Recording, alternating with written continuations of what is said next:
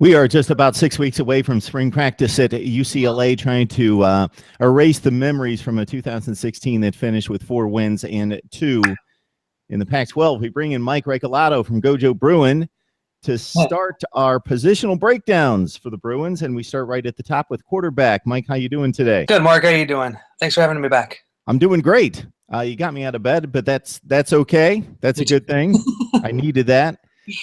You're up much earlier than I am, of course, on the West Coast, but I keep those late hours. So Josh Rosen, of course, the story right here.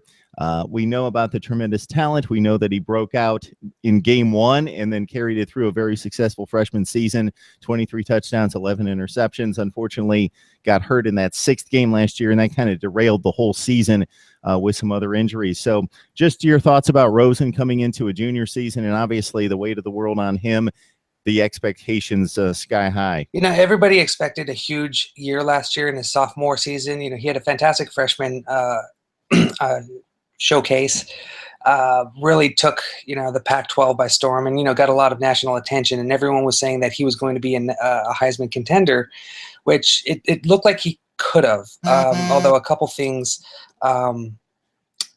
derailed that a little bit. One, getting knocked out in the 6th game of the season. Had shoulder surgery. Didn't play for the last half of the season, but he had Mike Faithful come in, and there was just a lot of problems with the offense as well. Biggest one, well, 2 things: the offensive line not being able to help the run game, as well as receivers not being able to catch a ball. Still, with all of that, Josh Rosen still managed to average 230. I'm sorry. Where is this right here? He managed to throw for over 300 yards a game. Anyway, it was just amazing that he was just able to bounce back, and there was that remark about was that Joey Galloway said that he had an up and down season. Yeah, yes and no. His production was actually very good. The fact that he still threw for 1,900 yards in just 6 games was remarkable, and trying to get the ball out to receivers who were either dropping balls. He still managed to get yards somewhere. There was still a few receivers who were able to come up big in games, but they struggled with their offense a little bit, and that's gonna be the dynamic this year, to see how exactly they change schemes from Kennedy Palomalu's power-based offense, pro style, if that's what you want to call it. Don't tell Jim Moore that, because he'll probably bite your head off. To what Jed Fish is going to do this year, and in the offseason, Jim Moore pretty much tore the offense apart. Fired Kennedy Palomalu, brought in Jed Fish from Michigan. With that, they got a new running backs coach with Deshaun Foster. They got a new quarterbacks coach, with Jed Fish basically made himself quarterbacks coach, and Marquise Tuiasosopo basically moved on to Cal. Offensive line has a new coach from Clem to now Hank Fraley, I believe it is. And then Eric Yarber last week, he left for the Rams. So the offense is going to be completely different next year, and that's going to be interesting to see how Rosen adapts to that, because it's going to be his 3rd offensive coordinator in his 3 years at UCLA. So what exactly is Rosen going to do, and how productive is he going to be, is going to be the big question going into his junior year. And you know what? Even though he had successful surgery, we still haven't heard anything about him actually participating, or if he's going to be ready for at least spring practice, which starts in a few weeks. So right now, it's all the attention has come off Rosen. 1, because he didn't have that great a season, and 2, because he got injured, and 3, you have that guy across town, Sam Darnold, who is just basically taken over the top spot as the best quarterback in LA. So Rosen has a lot of work to do next season, and it's going to be interesting to see exactly how UCLA pulls that through, and what Rosen is going to be successful with. So Yeah, some of the shine came off of Josh Rosen for a number of reasons, and you alluded to everything there. And just looking at the numbers in the game-by-game performance, they play a huge game out of conference to start the season at Texas A&M, a very difficult place to play. They take the game to overtime.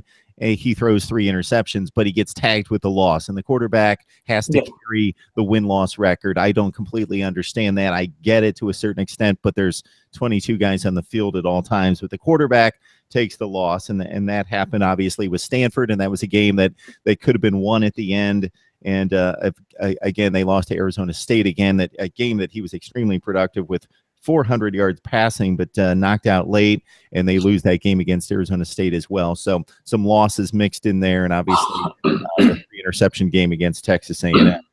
So past Josh Rosen, of course, a couple guys who are probably more talented than Faithful that we saw in the lineup last year after Rosen got hurt, but a couple guys that are very inexperienced, and Matt Lynch, who was the 30th rated pro-style quarterback according to 247 when he came out, and Devin Modster, the 13th rated pro-style quarterback when he came out a couple of years ago, according to 247. So talented guys, but definitely unproven. Yeah, definitely. The thing last year is like that a lot of Bruin fans were upset about was the fact that the UCLA coaches did not prepare, did not have a backup plan in case Josh Rosen went down. And look what happened. Josh Rosen went down halfway through the season, and you have these two, pretty good incoming freshmen, but you choose to go with Mike Faithful. I'm still forgetting how to pronounce his name.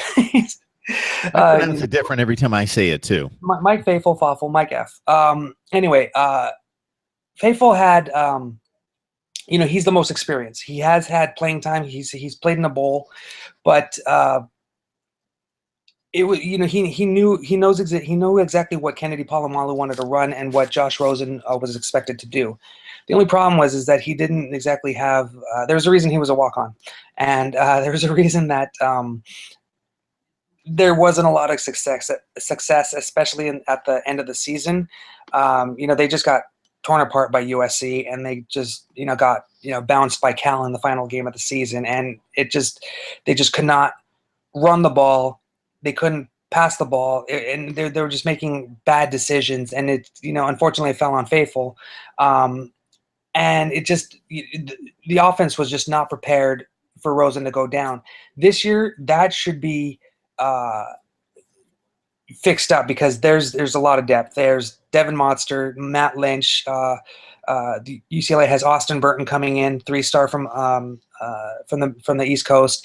They have another guy, Jules, who he committed to UCLA, but he was a 2-star rating.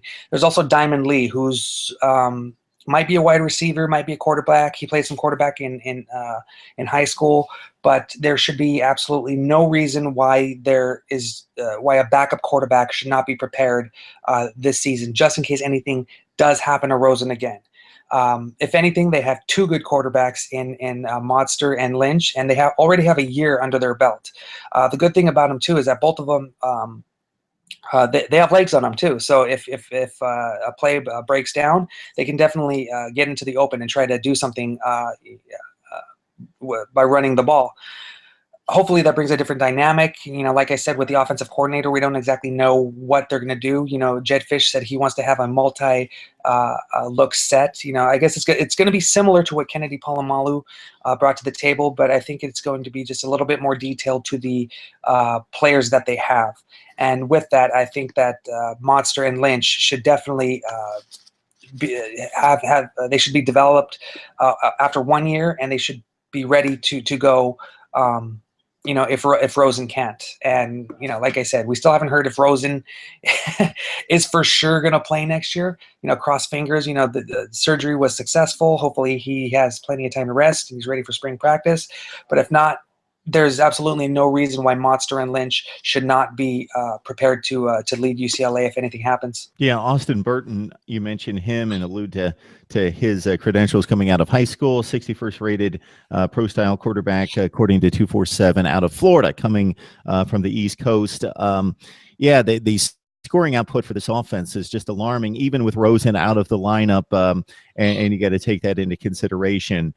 Really, they had 4 big scoring games, but they were all against bad defenses, except somehow the Utah game went to 52-45 when it was expected that was going to be like a 13-10 game. That just went crazy. But against all the decent defenses that they faced, just not much scoring. And even if Josh Rosen comes back, we always talk about a quarterback's best friend and always needing offensive line support, but we think about that in terms of pass blocking. But for this team, it also includes establishing a running game, because he can't just be expected to throw the ball 50 times and for them to win games just passing the ball. So the running game has to come back for this team to be successful, and you know that better than anyone. We'll get to the running back situation and the offensive line at a later date. Mike, we appreciate the time talking UCLA quarterbacks, and we'll run down all the positions with Mike in future segments. So, Mike, we appreciate it. Thanks, Mark.